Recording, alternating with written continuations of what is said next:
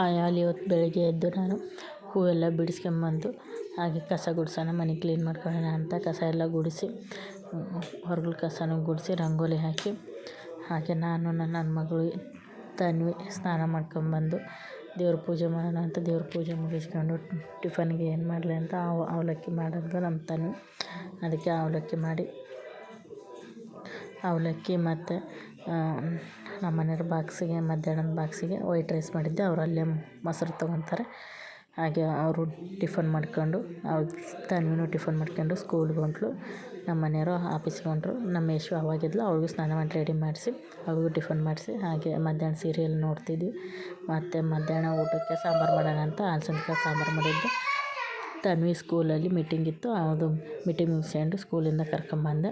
ಅವರು ಮಲಗಿದ್ರು. ಆಮೇಲೆ ಸಾಯಂಕಾಲ ಊಟಕ್ಕೆ ರೊಟ್ಟಿ ಮತ್ತು ಸಬ್ಬಸಿಗೆ ಪಲ್ಯ ಮಾಡಿದ್ದೆ. ಇಲ್ಲಿಗೆ ನಾನು ಮಿನಿ ಬ್ಲಾಗ್ನ ಕಂಪ್ಲೀಟ್